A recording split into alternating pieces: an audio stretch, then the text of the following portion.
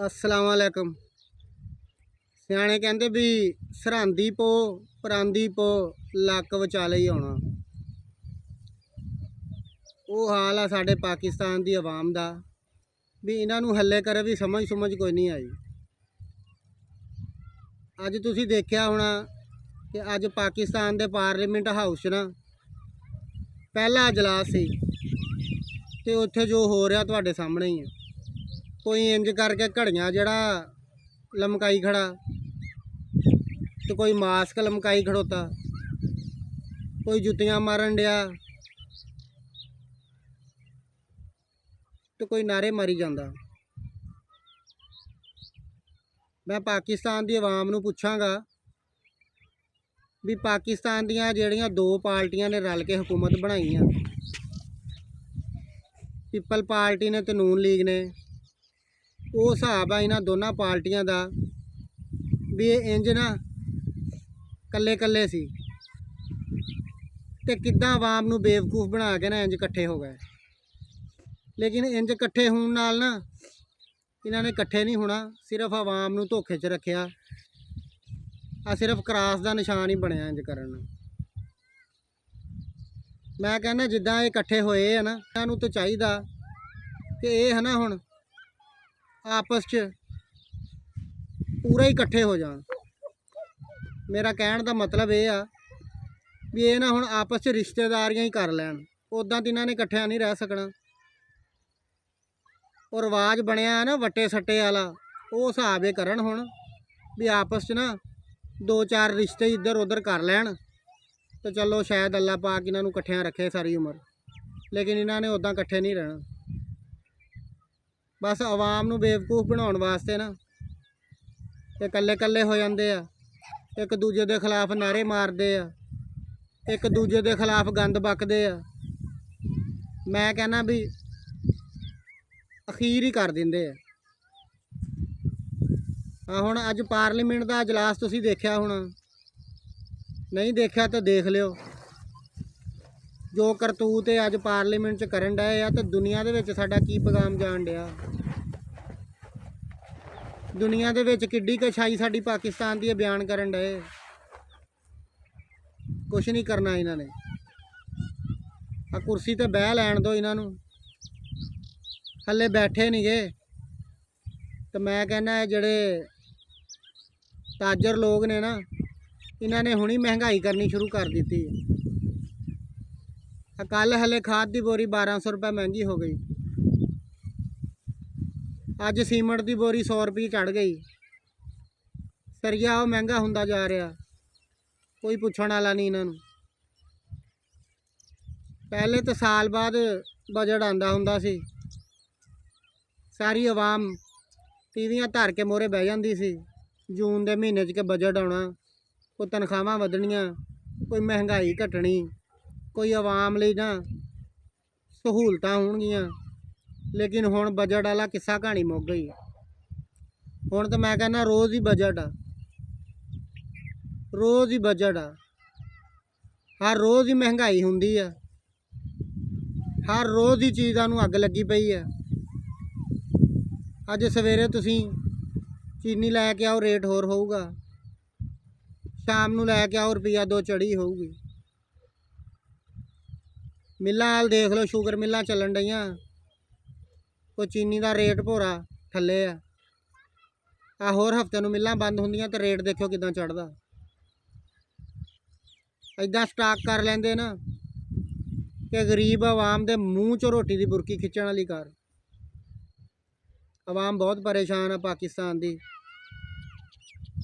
ये 2-3 घराने आ जिन्हां दे विच सियासत तुरी फिरदी है कि पाकिस्तान का जिहड़ा कानून बनया सी जदों, उहदे च ये भी निकात लिखिया गया सी कि पाकिस्तान की सियासत जिहड़ी आ 2-3 घरां दे विच ही रहनी, कि इन्हां ने वारियां बन्नणियां। एक बारी वो चला गया दूजा आ गया, दूजी बारी वो गया तो वो आ गया। मैं कहना कि पाकिस्तान के आवाम नूं ना को होश दे नाखन लेने चाहिए, को होश करनी चाहिए कि गुलामी की जिंदगी नालों मौत चंगी है। ਹੁਣ ਆ ਜਿਹੜੇ ਛੋਟੇ ਬੱਚੇ ਖੇਲਦੇ ਫਿਰਦੇ ਆ, ਨਾ ਸਮਝ ਬੱਚੇ, ਉਹਨਾਂ ਦੀ ਕੀ ਕਸੂਰ ਆ ਕਿ ਸਿਆਸਤਦਾਨਾਂ ਨੇ ਉਹਨਾਂ ਨੂੰ ਆ ਹੁਣ ਜੰਮਦਿਆਂ ਨੂੰ ਮਕਰੂਜ਼ ਕਰ ਦਿੱਤਾ। ਪਾਕਿਸਤਾਨ ਦੀ 26 ਕਰੋੜ ਆਵਾਮ ਜਿਹੜੀ ਆ IMF ਦੀ ਇੰਨੀ ਕੁ ਮਕਰੂਜ਼ ਆ ਨਾ ਕਿ ਤੁਹਾਡੀ ਸੋਚ ਆ। ਗਰਮੀਆਂ ਚੜ੍ਹਦੀਆਂ ਪਈਆਂ, ਬਿਜਲੀ ਹੋਰ ਮਹਿੰਗੀ ਹੋ ਗਈ, 12-12 15-15 ਘੰਟੇ ਲੋਡ ਸ਼ੈਡਿੰਗ। ਉਹਦੇ ਬਾਵਜੂਦ ਜਿਹੜਾ 18-20 ਹਜ਼ਾਰ ਰੁਪਈਆ ਬਿੱਲ ਤਾਂ ਕਿਤੇ ਨਹੀਂ ਗਿਆ ਨਾ। ਮੈਂ ਕਹਿੰਦਾ ਇਹਨਾਂ ਨੇ ਜਿਹੜੇ ਵਾਅਦੇ ਕੀਤੇ ਸੀ ਆਹੀ ਦੋ ਪਾਰਟੀਆਂ ਨੇ ਕਿ ਮੈਂ ਆ ਗਿਆ ਤਾਂ ਮੈਂ 300 ਰੁਪਈਆ ਯੂਨਿਟ ਘਟਾ ਦਾਂਗਾ, ਬਿਜਲੀ ਦਾ ਫ੍ਰੀ ਕਰ ਦਾਂਗਾ। ਉਹ ਕਹਿੰਦਾ ਸੀ ਮੈਂ 200 ਰੁਪਈਆ ਯੂਨਿਟ ਫ੍ਰੀ ਕਰ ਦਾਂਗਾ ਗਰੀਬ ਆਵਾਮ ਨੂੰ। ਮੈਂ ਕਹਿੰਦਾ ਵੀ ਦੇਖ ਲਿਓ, ਮਜਾਲ ਆ ਇਸ ਪਾਸੇ ਕੋਈ ਗੱਲ ਕਰ ਜਾਵੇ ਹੁਣ। ਨਾ ਨਾ ਨਾ ਨਾ ਨਾ, ਇਸ ਪਾਸੇ ਤਾਂ ਕਿਸੇ ਨੇ ਆਉਣਾ ਹੀ ਨਹੀਂ ਹੁਣ। ਤੇ ਬਾਕੀ ਪਾਕਿਸਤਾਨ 'ਚ ਹੁਣ ਔਰਤਾਂ ਦੀ ਹੁਕਮਰਾਨੀ ਰਹਿ ਗਈ ਹੈ। ਜਨਾਨੀਆਂ ਤੁਹਾਡੀ ਹੁਕਮਰਾਨੀ ਕਰਨ ਡਈਆਂ। ਕੀ ਗੱਲ, ਬੰਦੇ ਮਰ ਗਏ ਮੁਲਕ 'ਚ? ਮੈਂ ਕਹਿੰਦਾ ਵੀ ਉਹਦੇ ਖਿਲਾਫ ਹੁਣ ਕਿਸੇ ਨੇ ਆਵਾਜ਼ ਹੀ ਨਹੀਂ ਚੁੱਕੀ, ਨਾ ਕਿਸੇ 'ਚ ਇੰਨੀ ਹਿੰਮਤ ਆ ਕਿ ਕੋਈ ਬੋਲ ਲਵੇ। ਉਹ ਬੇਸ਼ੱਕ ਦੀ ਕੋਈ ਮਜ਼ਹਬੀ ਪਾਰਟੀ ਹੈ ਜਾਂ ਕੋਈ ਸਿਆਸੀ ਪਾਰਟੀ ਹੈ। ਕੀ ਗੱਲ, ਬੰਦੇ ਕੋ ਨਹੀਂ ਪਾਰਟੀਆਂ 'ਚ? ਹੁਣ ਔਰਤਾਂ ਦੀ ਹੁਕਮਰਾਨੀ ਥੱਲੇ ਅਸੀਂ ਕੰਮ ਕਰਨਾ, ਹੁਣ ਔਰਤਾਂ ਦੀ ਹੁਕਮਰਾਨੀ ਥੱਲੇ ਅਸੀਂ ਜ਼ਿੰਦਗੀ ਜੀਣੀ। ਅਫਸੋਸ ਹੁੰਦਾ ਕਿ ਸਾਡਾ ਪਾਕਿਸਤਾਨ ਕਿੱਡਾ ਖੁਸ਼ਹਾਲ ਪਾਕਿਸਤਾਨ ਸੀ, ਪਤਾ ਨਹੀਂ ਕਿਹਦੀ ਸਾਡੇ ਮੁਲਕ ਨੂੰ ਨਜ਼ਰ ਲੱਗ ਗਈ ਕਿ ਕਿੱਥੋਂ ਕਿੱਥੇ ਚਲਾ ਗਿਆ। ਬੰਗਲਾਦੇਸ਼ ਤਰੱਕੀ ਕਰ ਗਿਆ, ਹਮਸਾਇਆ ਮੁਲਕ ਹਿੰਦੁਸਤਾਨ ਕਿੱਥੇ ਤਰੱਕੀ ਕਰ ਗਿਆ, ਪਰ ਸਾਡੇ ਮੁਲਕ 'ਚ ਸਿਰਫ ਦੋ ਹੀ ਚੀਜ਼ਾਂ ਰਹਿ ਗਈਆਂ, ਇੱਕ ਸਿਆਸਤ, ਗਾਲਾਂ ਦੀ, ਬੰਦਿਆਂ ਦੀ ਸਿਆਸਤ, ਤੇ ਦੂਜਾ ਕ੍ਰਿਕਟ। ਹੁਣ PSL ਸ਼ੁਰੂ ਆ,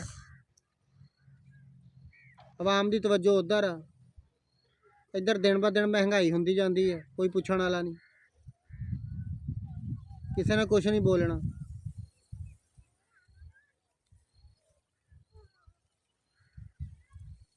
ਮੇਰਾ ਤੇ ਇਹੀ ਮਸ਼ਵਰਾ, ਜਿੱਦਾਂ ਪੀਪੀ ਤੇ ਨੂਨ ਵਾਲੇ ਅੱਜ ਇਕੱਠੇ ਹੋਏ ਆ ਨਾ, ਅਸੀਂ ਤਾਂ ਅੱਲਾ ਕੋ ਇਹੀ ਦੁਆ ਕਰਾਂਗੇ ਇੱਦਾਂ ਇਕੱਠੇ ਹੀ ਰਹਿਣਗੇ।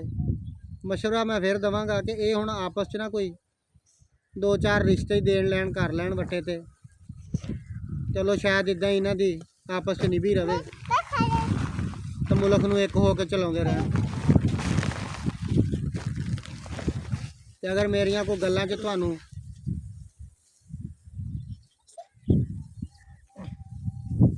ਕੋਈ ਅੱਛਾਈ ਨਜ਼ਰ ਆਈ ਹੈ, ਉਹ ਗੱਲਾਂ ਚੰਗੀਆਂ ਲੱਗੀਆਂ, ਤੇ ਕਮੈਂਟ 'ਚ ਮੈਨੂੰ ਲਾਜ਼ਮੀ ਦੱਸਿਓ ਜੇ। ਤੁਸੀਂ ਤਾਂ ਨਹੀਂ ਬੋਲਣਾ ਇਹਨਾਂ ਖਿਲਾਫ, ਇਹਨਾਂ ਬਾਰੇ। ਜਿਹੜਾ ਬੋਲਦਾ ਉਹਨੂੰ ਤਾਂ ਤੁਸੀਂ ਬੋਲਣ ਦਾ ਹੱਕ ਦਿਓ। ਕਮੈਂਟ ਕਰੋਗੇ ਤਾਂ ਸਾਨੂੰ ਵੀ ਪਤਾ ਲੱਗੇਗਾ ਕਿ ਸਾਡੀਆਂ ਗੱਲਾਂ 'ਚ ਕਿੰਨਾ ਕੁ ਵਜ਼ਨ ਆ। ਤੇ ਮਿਲਦੇ ਹਾਂ ਇਨਸ਼ਾਅੱਲਾ ਅਗਲੀ ਵੀਡੀਓ 'ਚ। ਤਬ ਤੱਕ ਇਜਾਜ਼ਤ ਚਾਹਾਂਗਾ। ਅੱਲਾ ਹਾਫਿਜ਼।